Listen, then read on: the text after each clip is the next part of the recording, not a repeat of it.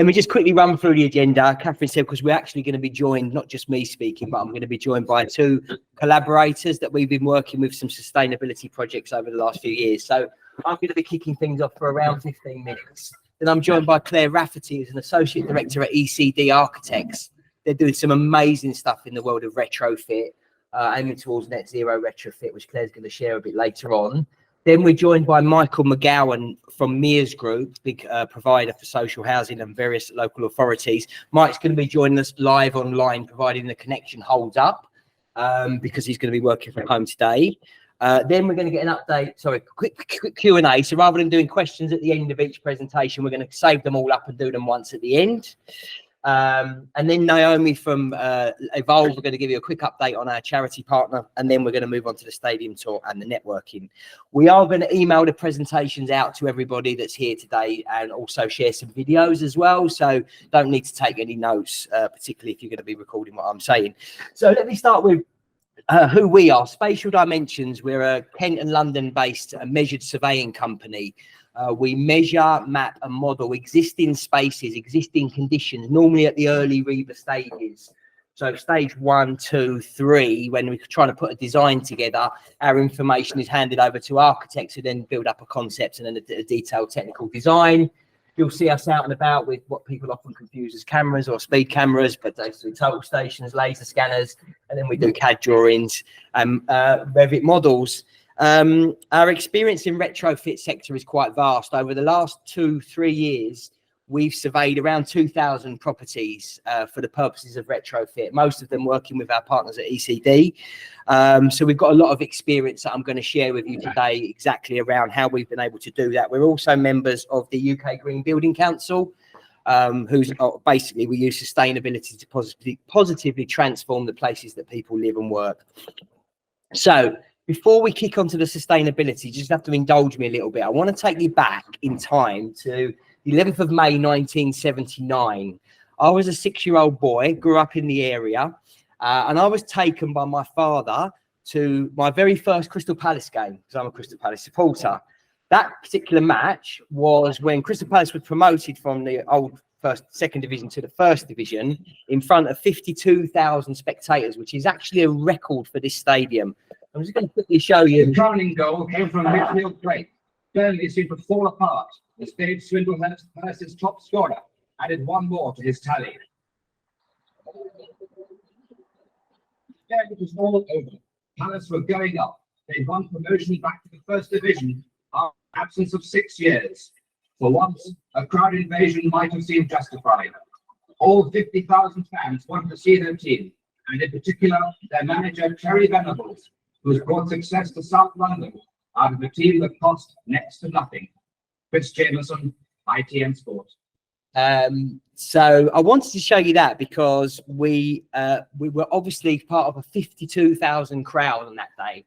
Over the years, the seating has been reduced and we've got a capacity here at the stadium of around 26,000 now.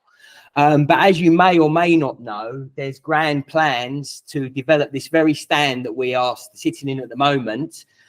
We are joined by the project managers of the project, CA Icon. Lawrence, do you want to just show your hand? That's Lawrence, who's leading the project, working on the client side. And we as a business were delighted to have been instructed to do the surveys of this entire stadium and all of the ground around it. This has been under wraps a little bit because it's not necessarily in the public domain. But I just want to share with you some of the learnings. KSS was the lead architects. They're members of Croydon Constructing Excellence. So many of you will know Nick Marshall and the guys there. Calford Seedon. I don't know, have we got anyone from Calford in today? No, Chris Edwards and again, they're members of the Croydon Constructing Excellence. Rambo doing civils and structures, and ourselves were doing measured surveys, topographical surveys and utilities. For those that haven't seen it, this is the stand that we're sitting in at the moment. This is a CGI from KSS showing what's going to happen. We're going up and over, just like Liverpool FC did, retaining the existing stand, and then the existing stand's going to come out, the existing roof's going to come out, and it's a beautiful, beautiful design. Going to take the capacity back up to around 34,000. A lot of hospitality in there as well. So this room that we're sitting in at the moment is going to be obviously massively modernised. Let me show you some of our work on the project before we get into the sustainability stuff. Oh, that went the wrong way. Excuse me, for those that know. So we laser scanned all 4 stands using the latest laser scanners to capture all of the dimensional information, both on the seating level and on the under concourses and public areas. It took a team of 6 surveyors 6 weeks to do this. It was a large project, multiple thousands of scan positions, collecting all the data, of course, all the seating areas.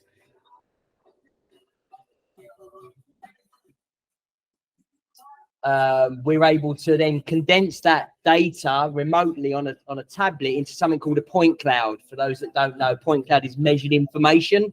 So our surveyors gather the data for buildings and land.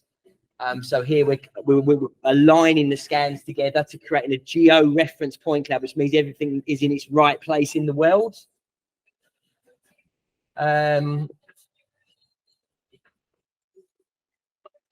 Also scanned all the internal areas with 360-degree color imaging, which I'll show you some more of later. So all of the internal hospitality areas, which was useful for the design team to understand the current layout and exactly what the demands are. Externally, site-wide topography. So all the car park right the way down Holmesdale Road, Park Road. There's a large, very, very large topo. Took about 3 weeks to complete that. All the details, the cover levels, the levels, spot levels, trees, vegetation. It's all there. It's just been handed over to the design team, working out where everything's going to go. Also carried out underground utility surveys across the entire site as well. That was done at night because obviously we've got high traffic during the day, car parks, etc. And then we created a 3D map of the utilities, very congested utility site. As you can see, all of those represent gas, pipes, electric, telecoms, all in 3-dimensional so that the design team can understand the depths of the chambers. And then we come into the point clouds. This is the end result. Once all the scans go back to the office, we get a point cloud. This is the main stand looking at it from the pitch, what it looks like currently. So the design team needs access to these point clouds to understand things like levels, where it's going to tie into the new stands, navigate through in full color. So from a designer's perspective, it's really useful because they can go in and click to any point of the building and take an accurate dimension. So if they want to check a sill or a head height or a width of a door, they're just able to click around this little map and go into full color imagery of the entire stadium. Massive set of data. It's around 700 gigabytes, which is just a number. But if you put that into terms, that's about 300,000 floppy disks. If anyone remembers floppy disks. Then we turn the scans into CAD drawings. So we actually turn these scans. Again, this is the main stand. And what we're going to do here is create a section. So we take a slice through the vertical slice through the point cloud to create a vertical section. From here, that's the point cloud data. Then we overlay with the heights, the levels, take that away, and then you're left with a traditional DWG CAD drawing. Obviously, this is what it's going to look like, and then the designers will then put in what it's going to be from here. Floor plans of every level, so the current, not just general arrangement, but highly detailed. So we're getting things like floor levels, ceiling heights, beams, columns, windows, doors, seating, fixed furniture, bars, everything like that. So it's a very detailed set of plans, very useful for the design team, all the services. And then finally, elevations as well to help with the planning application. We had to do historical records, elevations, to help with support the application with the local authority. So full historical records of the external facades of the building. And then this is the 360-degree views that I spoke about. So this is taken from the changing room. It's an online browser. You just put in a username and password. We host all the data, so you can access it from an iPad or a phone. And then you're able to go in, just like Street View on your Google, you're able just to click around, navigate your way around. And just me being a Palace fan, I said, I'm going to go in the changing room, I'm going to navigate my way out to the football pitch and walk down the tunnel to the sounds of Glad all over. So this is me like living out my dream, walking out on the pitch and to thousands of people, and then So yeah, but it's cool because it's high detail, but really nice user experience. It enables everyone just to get around and just see the space, understand. So from a designer's perspective, really understand the space that you're trying to design. And there we are. We're going to come out to the pitch and the crowd's going to go wild. Yeah. So thank you, Lawrence, for allowing us to share that. We haven't been able to talk about that publicly, which has been burning me inside, but actually we're really proud of the work that we've done, and we're really looking forward to seeing this stand come to fruition over the coming years. Anyway, down to the important matter of the day, which is building a sustainable future. That's why you're all here. We all know we're in a climate crisis. The world is now approximately 1.5 degrees warmer than it was in the 19th century. The levels of carbon dioxide in the atmosphere are 40% higher. If we don't act now, there is going to be devastating consequences. Heat waves, storms, one coming in tonight, millions losing their homes to rising sea levels, loss of farmland, plants and animal species. So we have to do something. As I said, we've been surveying for retrofit for a few years, and we've been working with some absolutely fantastic partners that I'm really delighted to bring to the group today. And we're going to talk in more detail about what we can achieve with our existing buildings. But before I pass over to my partners, I'm going to share some insights of what we've been doing, how we tackle large-scale surveying for retrofit. So first off, what is retrofit? So this definition by Marion Bailey from REBA back in 2013 perfectly sums up for me. It's not just about upgrading the building to reduce its carbon emissions. It's about becoming more resilient to increased heat waves and flooding and the storms that we're facing in the coming years. So there are around 26 million homes at the moment in the UK, and it's predicted with the growing population that we're going to need 33 million by 2050. 5% of the existing stock is going to be demolished, but what that basically means is 80% of the homes that we're going to live in 2050 already exist. Okay, so it's all great doing new builds to passive house standards, but what about the 80% of the stock that we're going to be living in? We need to tackle these. Talk about EPCs for a second. Energy usage is measured in kilowatt hours per meter squared per annum. On the top right, you can see estimates of EPC performance for each band. So obviously band G over 400 kilowatt hours per meter squared per annum, right the way up to, you know, passive house standards less than 15 kilowatt hours.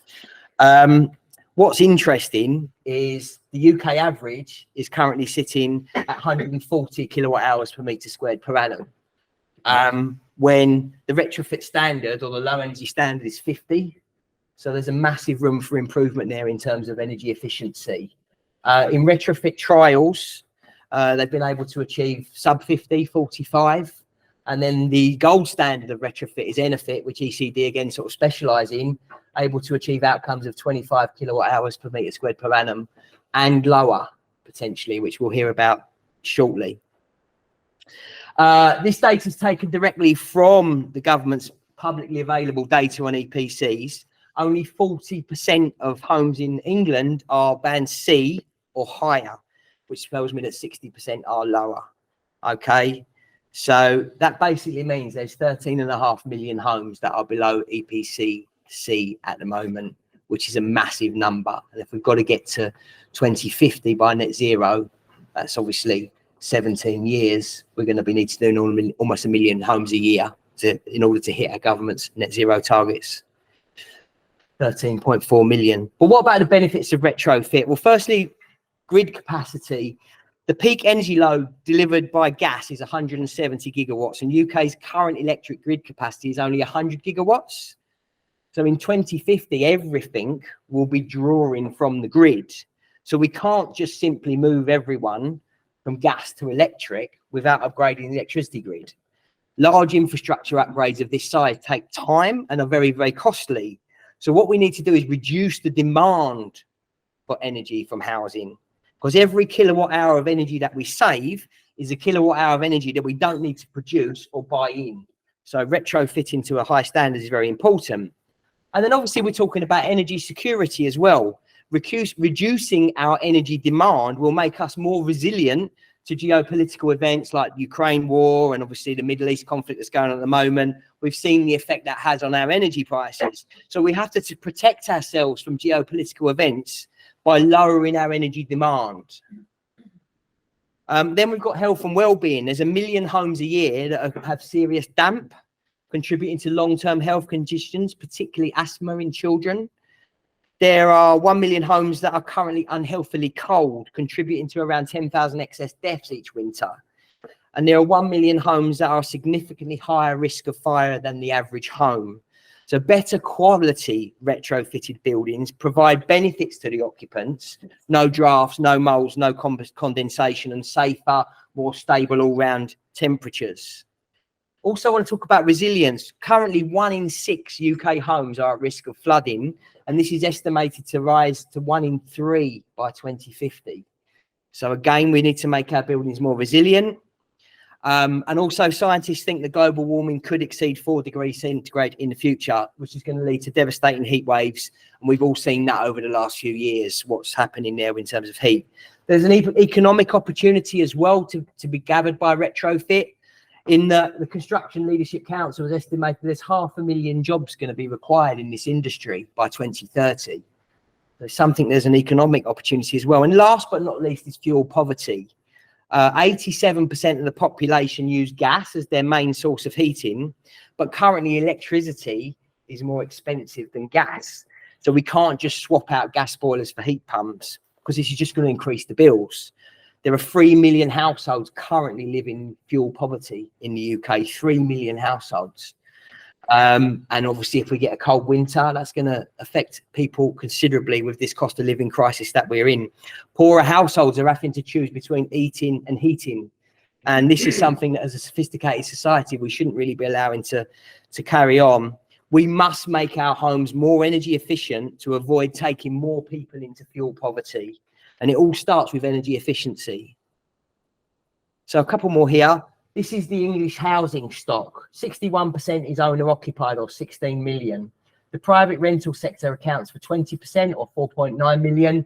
And the social housing counts for 4.1 million. I'm not even going to get into the vacant 650,000. But this is where we can tackle large scale projects at scale, because it's single portfolio landlords. So this is the EPC rating for owner occupied. Again, EPC G, EPC E, F going up. And you can see here in the social sector, you've got 40%, 1.6 million homes in the social sector that are EPC D and below. So that's 1.6 million homes of the poorest, most vulnerable people in the society that are living in really poor conditions. And this is what the social housing decarbonisation scheme was designed to tackle. This was brought in by the government in the 2019 manifesto. It was a £3.8 billion fund over a 10-year period to improve the energy performance of socially rented homes. There's been 1.2 billion of that granted so far in 3 waves. Wave 2.2 is launching in November. I've got some details of that in a second. So that's coming up. That's going to be for a further 80 million. There's a little bit about it. Our homes account for 20% of our greenhouse gas emissions. So it's vital that we take action to retrofit our ageing, energy inefficient housing stock. And it's local councils and housing associations that hold the key.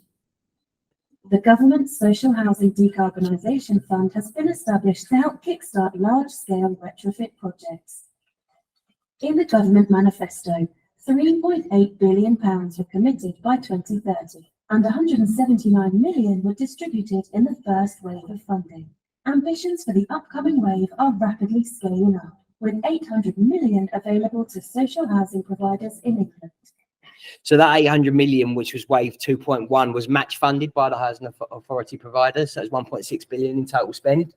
As I say, the key principles of SHDF is it needs to be fabric first, i.e. tackle the fabric of the building before we talk about changing heat sources, tackling the worst possible properties first, so the lower EPC bands moving up, and then least regret is making measures that are not going to need to be subsequently changed at a later date. Here's the timeline. The demonstrator fund started in 2020. That was our first project with ECD over at Lancaster West Estate. Then there was several in wave 1. Wave 2.1 is completing, and then wave 2.2 is starting. And then there's future waves depending on what happens with the government in the next election. There's more details on our website about SHDF wave 2.2. So if you visit our website, there's a full breakdown of what the competition criteria are and the bullet points around that. I'm speeding up because I'm going on a little bit. Our role in all of this is understanding the buildings. In order to be SHDF compliant, you need to be PAS 2035. Now, depending on which path you choose, it's a very complicated flow chart, but it's actually not that complicated when you understand it. There's 3 different risk profiles.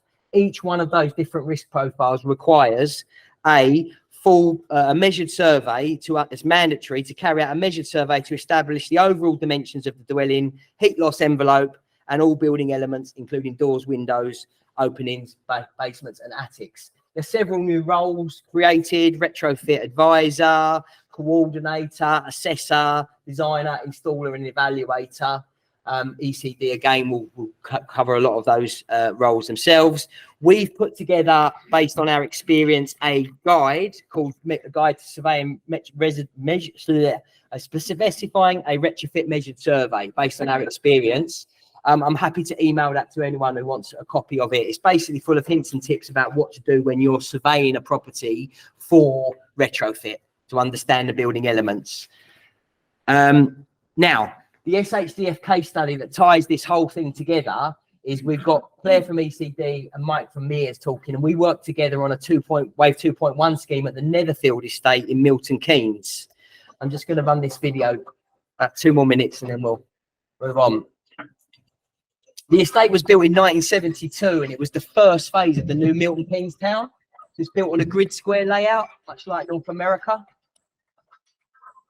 It's made up mostly of timber frame buildings that suffered from very severe heat loss.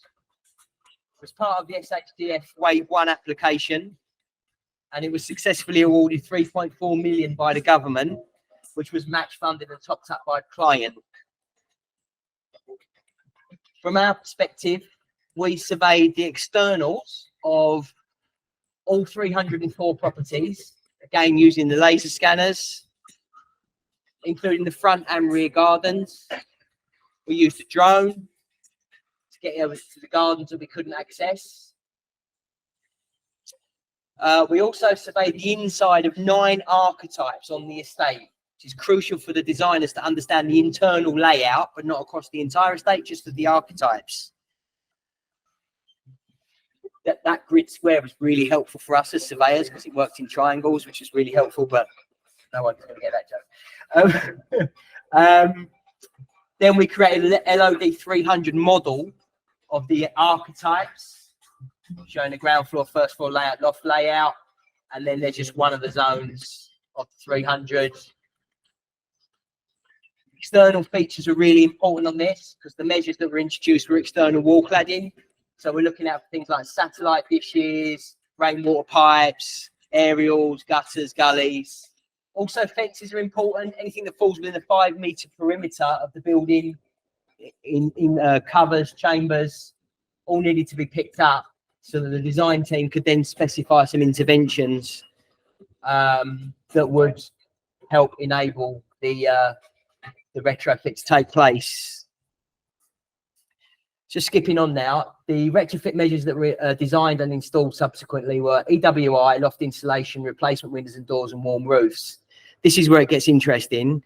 The worst performing form factor on the estate was the bungalows because of the form factor. It was hitting around 290 kilowatt hours per metre squared, and it was actually subsequently reduced to meet SHDF targets of 90 kilowatt hours, which is a saving of 322%, which is a remarkable achievement and great for the residents of the estate.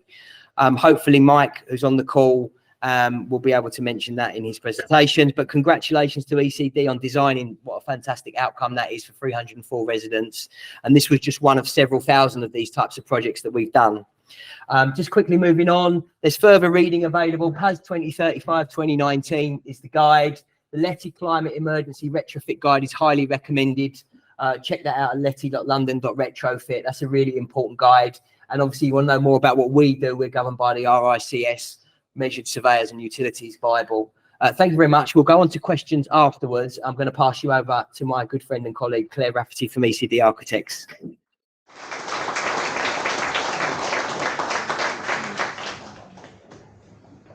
Brilliant. Hi everyone, I'm Claire Raftery, Associate Director at ECD Architects, and today I wanted to talk to you about retrofit and particularly how we can take that beyond the EPC Band C targets that many housing associations have at the moment, and how we can actually go on to meet net zero. But first I just want to tell you a little bit about who ECD are. So ECD Architects, or Energy Conscious Design, is an architecture firm that was formed on the back of a research grant over 40 years ago. Since our inception, we've focused on low energy design, and we have offices in London, Glasgow, and we've recently opened a new office in Preston. So we're able to cover all of the UK. We work in a number of different sectors, including schools, university, commercial, industrial, and our main area is housing, and in that we do both retrofit and new build. Within ECD, our services include architecture, master planning, BIM, passive house, consultancy, and the retrofit designer role, which alongside our sister company, Keegan's, they also offer the retrofit assessor and coordinator roles, so we're able to offer a complete package there. So our approach begins with a strategy, not a design solution.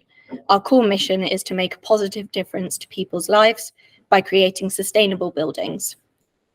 We do this by using a fabric-first approach to simplify our designs. This reduces demand on energy sources to provide thermal comfort within a building. This approach also reduces the running costs for our clients and the end users. So I think what we're trying to show by this diagram here is kind of in the past, buildings have gotten very complicated and lots of services. And actually, if we have a fabric first approach, we can simplify that, make your fabric perform really hard. And then the amount of services that you then need to bring into it is reduced. So just a few examples of things that we've worked on. So we've worked on a number of low energy schemes. We work on lots of passive house new build, but also we've recently completed a passive house school, and we work on a number of deep retrofit projects. So today in particular, I would like to take you through a project that we're currently working on in Cambridge for Cambridge City Council. We are working together to deliver a net zero pilot project for the deep retrofit of 46 houses and 1 block of flats, which consists of 4 flats. So these are 1930s solid wall properties, so they're a bit tricky to heat. Cambridge City Council intend to use this pilot for an ongoing programme of deep retrofit and to explore how they can scale this up across the rest of Cambridge. All properties are currently EPC Band D or E, and once they are retrofitted, the homes will be provide safe, comfortable, energy efficient housing for the residents. Okay, so alongside general repairs and maintenance, the project aims include providing warmer homes for tenants, addressing issues of condensation and mould, energy efficient homes, reduction in operational energy use to net zero where possible, moving away from gas heating, hot water and cooling, retrofit to a high standard for long-term lifespan of the work, and monitoring pre and post retrofit conditions to inform future projects across the housing portfolio. So what is net zero? One of the first tasks we had on the project was to agree a definition of what net zero is.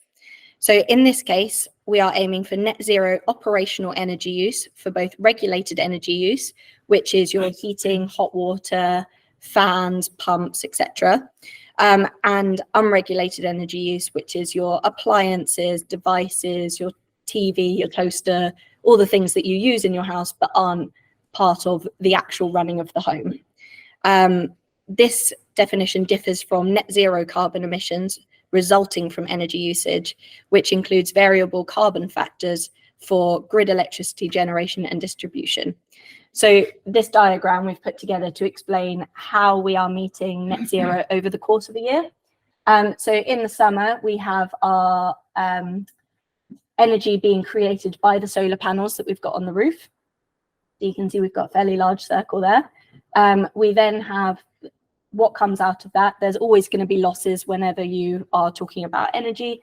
And then we take out of that pie our regulated and unregulated energy. We're then left with a segment, and part of that, because we're then installing heat pumps, will be topped up because heat pumps are more efficient than boilers or even just using straight electric. So we are then using all of the energy that we need to run the home, and we've actually got a bit of the pie left, and we can sell that back to the grid. In the winter, we are generating less electricity from the solar panels. So the pie that we have is smaller, which means that in order to meet all of the needs in the home, we need to then buy some of that back from the grid. So again, our heat pump tops things up, but we still, at the end of the time in the winter, we need to buy a bit back. But over the course of the year, we are working on a net zero because we've sold some in the summer and we've bought some in the winter. So working on large scale retrofit poses a big data management challenge. So one of the first things that we have to do is break the project up into archetypes. So this allows us to understand what we're doing better, but also create drawings, PHPP modeling and specifications for archetypes rather than for every single property that we're looking at. So this is where the work that we do with spatial dimensions comes in super handy, because we're able to say, right, okay, we're doing this whole street, but actually we only need the internal surveys of these archetypes. So they go along and get us a survey of all the properties in the street and then the internals of the specific ones that you need.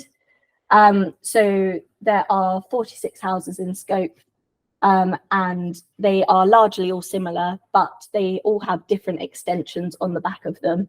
And some of these extensions are 1-story or 2-story, and they also vary in their placement on the property. So some of them are back to back and other ones are exposed, which has a big impact on our form factor. So once archetypes have been identified, we're able to analyze how these affect the energy performance of the property. So the ideal form factor that we're looking for is around 2.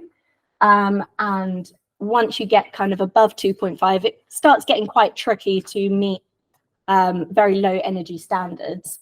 So one of the tasks that we did was we took the survey models that we had from Spatial Dimensions, and we worked out what the form factor is, which is where you have the heat loss perimeter, the ratio between that and the internal floor area.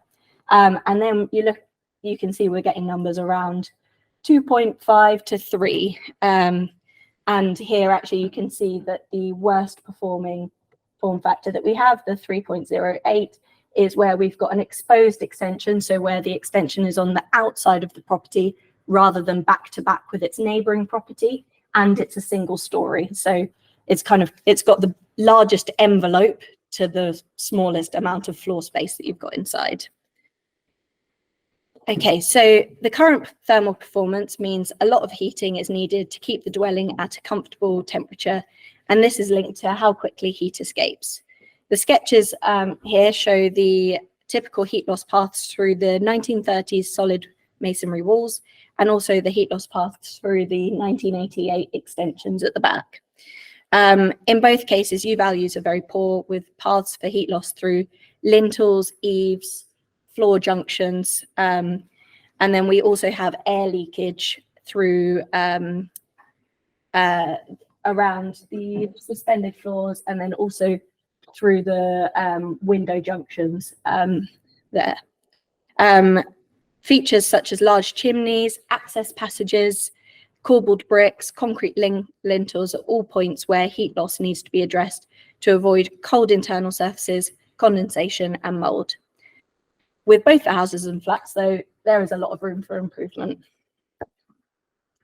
Under PAS 2035, a retrofit assessment needs to be completed on each property, some of which, so I've shown some of the outputs here, including a house plan, which shows the location of the services. So this is something that the retrofit assessors put together, and in particular on this one, knowing where all the radiators and everything inside is really useful. And then we also have those on the measured surveys that we get from Spatial Dimensions. So during the assessment stage, we also had thermographic surveys carried out, which help to confirm our understanding of where the heat loss paths are. We also held consultation events, and having these images was really useful to explain to the residents where the challenges were. So in particular, we were able to talk them through this junction here, which is a scaling right at the corner, junction between the external wall and the upper floors.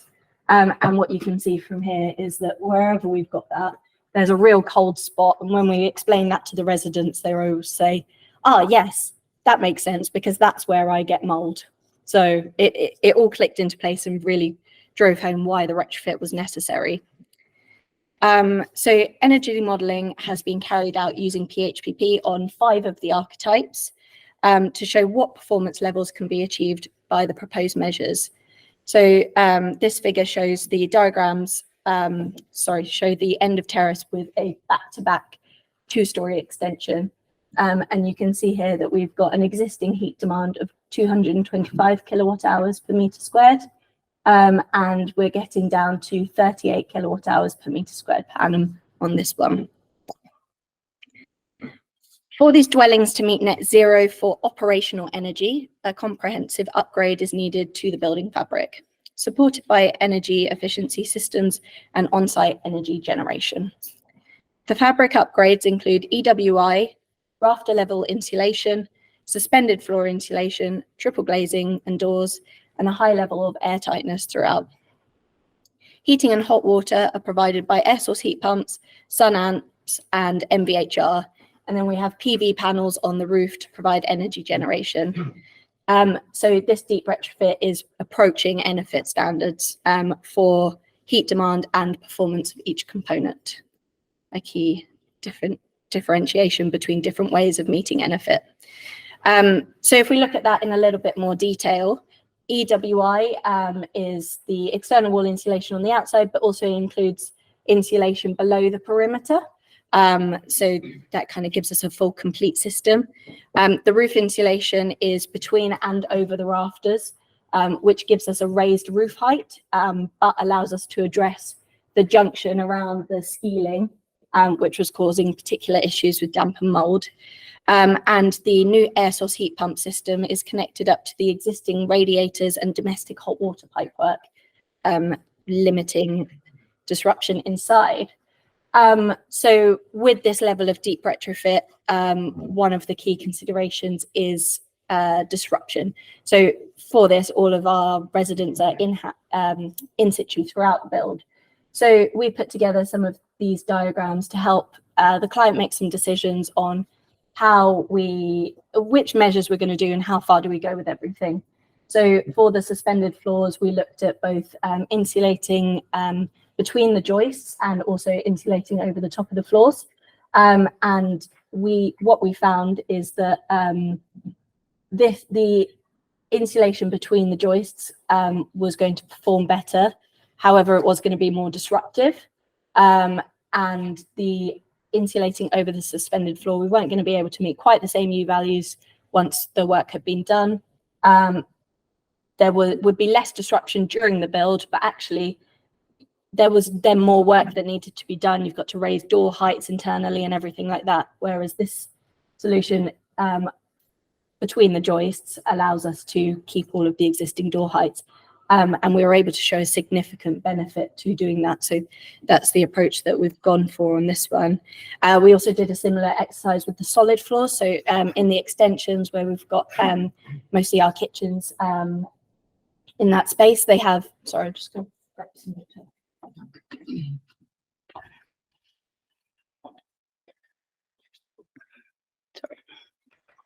Sorry. So in the solid floors, so we've got solid floors, and we had to look at laying a insulation over. So we've got either break out the existing screed and then insulate over, a lot of disruption from that. We've got the option to lay an insulation over the existing solid floor. And then we also have perimeter insulation around the perimeter of the house below ground level. Some of these work in conjunction with each other. So for each of the two insulating of the solid floor, you can also do perimeter insulation. And then for the roof insulation, we looked at a insulating up and over in a site applied insulation. We also looked at an off-site solution that gets craned in. And then we looked at just insulating the loft with regular loft insulation. The loft insulation being the least intrusive and the cheapest option. However, because we've got those skeelings at the side, we were still going to have a big cold bridge going all the way around the building. So that option got ruled off the table relatively quickly, and we knew we had to go up and over. When we looked at the off-site solutions, it is slightly less disruption. However, we've got to get cranes onto the site, and there's a lot of logistics that go on, and it was more expensive. So we've ended up going for the up and over solution to be site applied. So various retrofit measures were tested in PHPP, including the review of on-site and off-site construction. PHPP has been a vital tool in finding the balance between achieving a high level of performance and also being financially viable. Both on-site and off-site solutions showed significant improvements in the heat demand. However, off-site was slightly better due to better performing junctions because it's one continuous system that's being put in place. However, the cost was significantly higher, and it was decided not to pursue that any further. So ahead of the tender period, we had to carry out a value engineering exercise, and this heat demand study shows the comparison between different ways of treating the floors. So we've taken away the solid floor insulation in the extensions and increased the heat demand overall. So this comparison graph shows removing the solid floor insulation has a greater impact than the perimeter insulation. However, all options are quite comparable, and the solid floor insulation is very disruptive and costly, so it was removed from the project. We also carried out SI calculations to compare the perimeter insulation around the main house. Because we're insulating between the joists, this significantly reduces the amount of heat passing through the floor and into the floor void, and therefore we were able to reduce the perimeter insulation. This is a less disruptive solution because you don't have to dig as far down around the perimeter of the house, so you're less likely to disrupt all of the paving and things like that. We also at one point had wastewater heat recovery in the project, which is really great. It can reduce heat demand, the hot water demand by 15 to 20%. However, it's really costly and really disruptive to install, and the project was getting a bit squeezed towards the end, so unfortunately that one had to come out as well. But when we have been doing these value engineering exercises, we've still kept achieving net zero as the core target, and we've been able to still achieve that. So we are out to tender at the moment, and we're due to start on site in January. It's a really exciting project, and it will be really great to see the difference it's going to make. And that's it from me. I just want to say thanks to Peter and Claire. I thought both of the presentations were absolutely excellent. And I think it just really shows it's testament to the work that is being done within the sector. And thankfully, you know, both are part of our solution offer to our client base. So very appreciative for the partnership that we've built up over the last 2.5 years. Peter did advised me that he was going to speak about the Netherfield project that we worked on together, so I've steered clear of any real reference to that. What he didn't tell me though was that he was going to include those videos of the Crystal Palace Sellers Park development, so it brought some very dark memories to a night in 2014 back for me, so thank you for that, Peter. So just a quick intro to me. I'm Michael McGowan, I'm Head of Carbon Reduction Solutions at Mears. So my role is threefold within Mears. I help our clients and partners to come up with their retrofit strategy for their housing portfolios, to then help them try to secure as much external funding to alleviate the pressures upon their CapEx budgets as possible. And then lastly, my role is then to support our business operational colleagues within our business to deliver those projects in what I like to term a best-in-class fashion. And that includes ensuring that we abide by the principles set out in PAS 2035 and PAS 2030. And I also lead on all of our accreditation and certification within the business. So making sure that we have got the right Scout badges to deliver those works on behalf of our clients. I've been with Mears for 2.5 years now. Before that, I was on the client side at Riverside Housing for 11.5 years, always working in asset management. So all of the things that Peter and Claire have talked about today are very much close to my heart, and I'm sure that will come out across the course of my presentation. So just one moment as it's frozen for a sec. Right. So again, can you just give me a quick yes that it's moved on? Yeah. Thank you very much. I won't ask again. So in terms of Mears Group, we are one of the UK's leading housing solutions providers to both public and private sector with more than 5,400 employees. We work with clients to develop, fund and implement innovative housing solutions. Now, our vision is to be regarded as the UK's most trusted and respected provider of housing with care solutions. And our mission is through long-term sustainable partnerships, we will deliver high-quality value for money services to meet customer needs across housing management, housing maintenance, housing with care, and FM. And I won't go through all of the service provision that we provide on the graphic on the right, but if anybody does want to look at that once the slides are circulated, please feel free to do so. I just thought to give a quick overview in terms of our ESG approach, which links onto our pathway to net zero strategy, which I'll touch on in a moment. Now, we recognise, as Peter's mentioned today, that we are within a climate emergency. And our ESG strategic approach is built upon reducing emissions, improving people's lives, and creating value through robust, ethical, and transparent business practices. We accept our responsibility as an ethical service provider to measure, monitor, and reduce our carbon footprint, demonstrating our ambition to be considered as the most socially responsible business in our sector. Now, our ambition is, as I said, to become the most socially responsible business in the housing sector by 2025. Our strategy, our ESG strategy, has three key themes of healthy planets, improving lives, and good governance that all intertwine. Now, I suppose in terms of today's discussion, the most relevant is the healthy planet theme and decarbonising homes, as well as reducing our own carbon emissions. Now, as you can see by the graphics on the screen at the moment, our themes of healthy planet, improving lives and good governance are all aligned to the UN SDGs, which are instantly recognisable and respected globally. Now, I won't go into the quote which I've clipped from Lucas, who's one of our executive directors, but again, that's just in terms of interest of time. But in terms of when the pack's shared, you can obviously read those notes, and I will then touch upon our pathway to net zero. So this slide provides a quick overview of that strategy. The full version can be found on our website. What I just wanted to highlight on this slide, and again, I am racing through a little faster than I had planned to. I just wanted to say that Mears are tackling our own carbon footprint, as well as supporting our housing clients to tackle theirs through domestic retrofit. Now, we aim to achieve net zero across scope 1 and 2 by 2030 and scope 3 by 2045.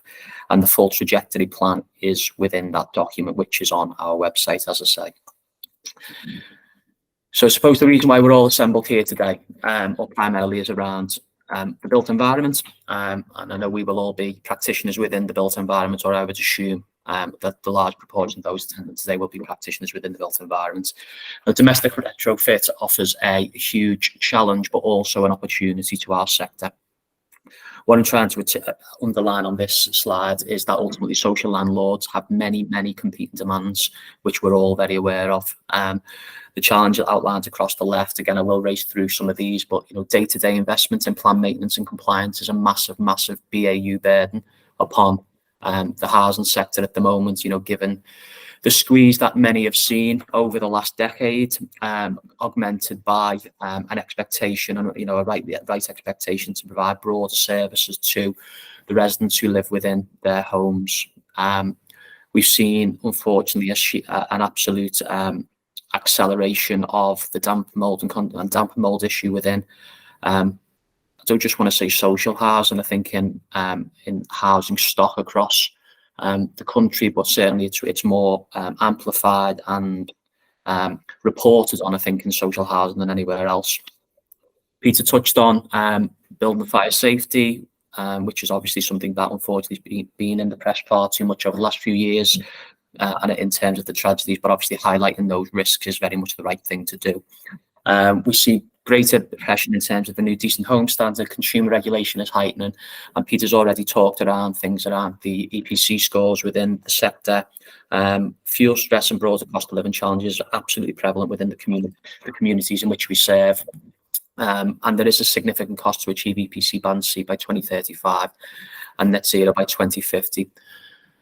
Now, the opportunity is to integrate asset management with a net zero strategy to 2050. We're seeing a lot of procurement activities coming out at the moment, which are running up to 2050. We've just recently secured a new long-term asset management contract, which runs up until that date, which obviously is aligned to the net zero targets for global net zero targets.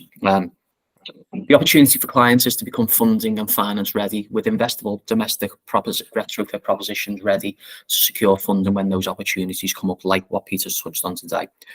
Preparation and data analysis and stock modelling is absolutely critical in advance of any funding windows across 23, 24, 25 and 26.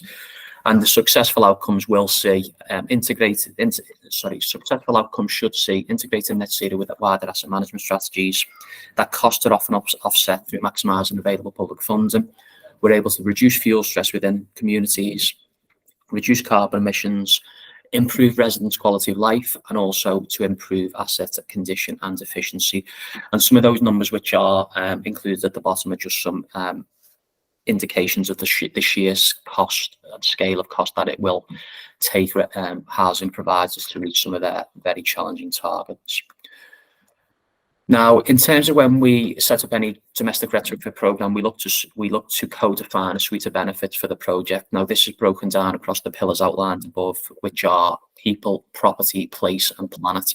I won't do a full karaoke on this slide, but I'll pull out a few key things which we like to try and drive through any project that we deliver, which will be to reduce fuel costs and increase sustainable warmth, to reduce carbon emissions and improve overall asset condition. So yeah, in terms of place, we look to maximise the use of green spaces, and obviously Peter highlighted some of the elements that we've inherited through their topographical surveys, which helps us to shape our planning. And then in terms of planet, it's to inform, educate and inspire communities, and then to leave a sustainable legacy post the works that we complete. Working only with long-term existing clients, and where that gives us a key differentiator within those relationships is that we are there for the long term. So, we live with those installations in terms of domestic retrofit. We are able to ensure that we're shaping that long-term asset management strategy. And, we've got that key partnership and joint accountability right the way through the life cycle of that contract, which, it allows us to embed a lot of longer term strategies with that partner of choice, or we hopefully are their partner of choice. In terms of our successes, as I said, I joined Mears in February 2021, and at that point we didn't really have an offer to the sector in terms of retrofit or decarbonisation. And within that time, we've supported 9 clients across 11 programmes within the Social Housing Decarbonisation Fund. We've secured in excess of £45 million of SHDF funding within those applications, which is around 5% of the funding allocated within that 2-year period. We've managed to achieve a lot of innovation in terms of funding, and we've managed to blend some Eco4 funding as well as uniquely some building safety funding across a large cladding remediation contract down in the southeast, where we are also retrofitting all of those tower blocks at the same time, where I think there'll be around 406 homes which will benefit across 5 tower blocks within that project. Across the 2 waves, we will retrofit over 4,000 homes by 2025. And within that, we will install over 15,000 measures. And that'll be done through our PAS 2030 and MCS accredited internal teams and supportive supply chain. We work and we deliver a fully PAS 2035 and PAS 2030 suite of compliance schemes. And obviously there will be changes to PAS 2035 coming in the coming years. And there is currently guidance which is being circulated by the BSI on those changes, which are aiming to ensure the rigidity and best practice that is seen within PAS 2035, but also to make it a little more simplified and accessible to some. And what I would say about our model, and hopefully you can see that by the sheer acceleration of the growth that we've seen across the 2 years, is that our model has been commended widely by DESNZ and other sector leads. I'm very proud of what we put together, and I'm very proud of the fact that we've been able to help so many households across those programs, and we will be looking to help many, many more over the coming years. The last slide is just a quick picture of one of our schemes that we worked with ECD Architects, Keegan's and Spatial Dimensions to deliver up in Durham. But what I wanted to end on, if I could, is a couple of personal reflections. We've obviously seen a lot of mixed messages in the media recently, some of which have been triggered by diversions in government policy. And I think it's fair to say that customer and societal understanding or confidence has probably taken a major dent in recent times. And Peter spoke very eloquently and very detailed at the start around the climate emergency. You know, we continue to also live in the middle of a cost of living crisis, with 1 in 4 social rented households now living in fuel poverty. And 1 in 4 is absolutely horrendous statistic. That's around 1 million homes just in social housing will be living in fuel poverty. Now, whilst the challenge ahead is absolutely vast, there has never been a greater opportunity for our sector to contribute towards local, national and global net zero targets, as well as helping families in need to reduce or stabilise their energy costs. There's a reported £6 billion committed across the next Parliament, irrespective of what party is in power, and that is to fund energy efficiency works. We together need to build the capacity to deliver these works across our communities. As Peter referenced, 500,000 roles are required to deliver the targets to 2030 alone. Now, sessions like today are absolutely invaluable, and I'm very, very appreciative for being invited to be part of this discussion. What we need to continue to do is to share our learnings with one another, and I hope this is the start of many more conversations we're able to have as we aim to build a more sustainable future. Mike, thanks very much. We've got 5 minutes for questions because we're overrunning. So Claire, do you want to come up to the front? Has anyone got any questions? We have to make it really quick. If there aren't any, we can go straight over to Naomi. But has anybody got any questions? Lee Barker. Great, what's going on in the social housing sector, and understand the imperative model and financial for them to do it. How do you translate that to the private rental sector, and then how do you translate that to the privately owned sector? Yeah. How do you persuade private landlords to do it? Now they're going pushed off all the EPC. Yeah. And how do you convince somebody like me to do it as well? So I think one of the core parts of retrofit under PAS 2035, but also retrofit in general, is tying it up with when you need to do repairs and maintenance on your properties anyway. So, you know, every building element that you have has a lifespan. When the windows get to the end of their lifespan, replace them with something that is more energy efficient, and think about the detailing around it. So when you're doing that, actually spend that little bit of extra money on the air tightness of that window junction so that it keeps the heating better. When your boiler gets to the end of its lifespan, think about how you can change that over with something that is more sustainable. So it's about, I think, especially for private landlords and private homeowners, it's about using the things that you have until the end of their lifespan, and then at that point, having a phased plan in place to replace everything. Mike, any thoughts on private owner occupiers?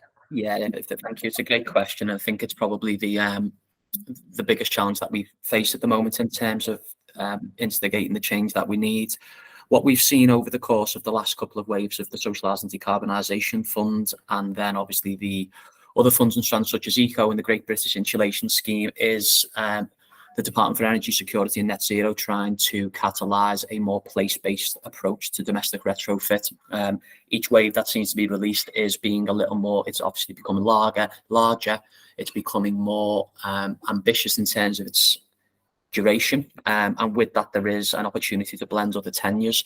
I think I made a point before around that consumer confidence. I think one of the things which will really help for consumers across all tenures will be some consistent policy landscape. You know, we've seen a lot of discussion recently around, Peter talked about the electrification of the heat network before.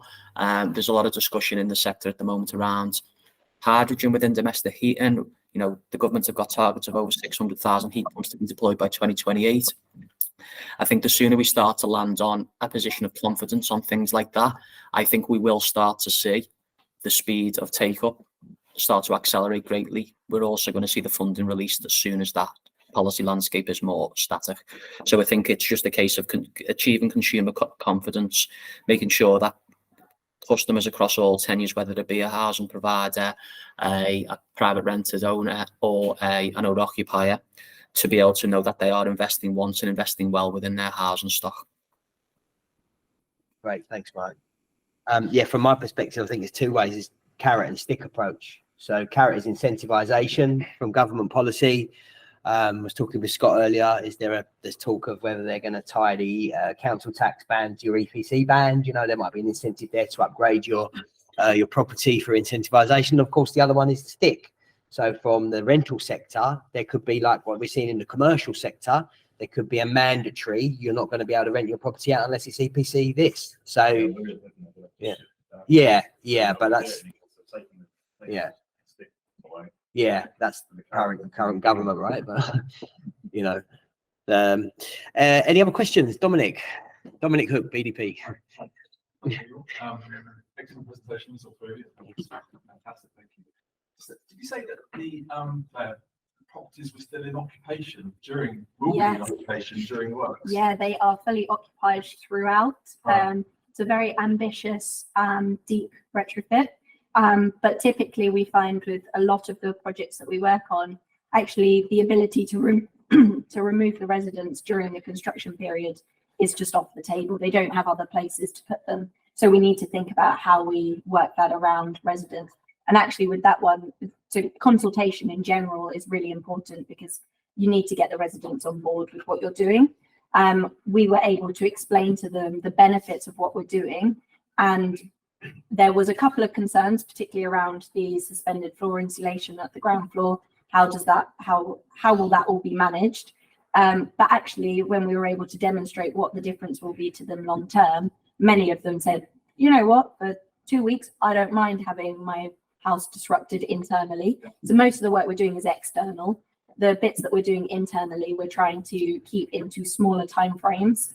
And then we've also got some welfare provisions near the site.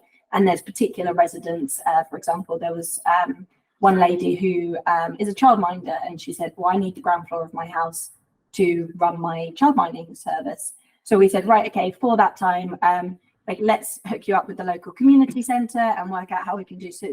It's all about kind of trying to think about it as a people-focused exercise.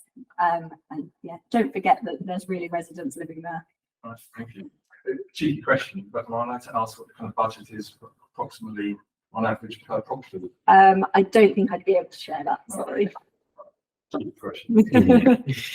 I think we've overrun a little bit in terms of questions. We want to get Naomi on before we do the stadium tour. So what I will say is when we share the slides, I'll send Claire and Mike's LinkedIn details and email addresses. That's all right with you both. And if anyone's got any questions they want to direct or connect with those guys, then that'll be done via email.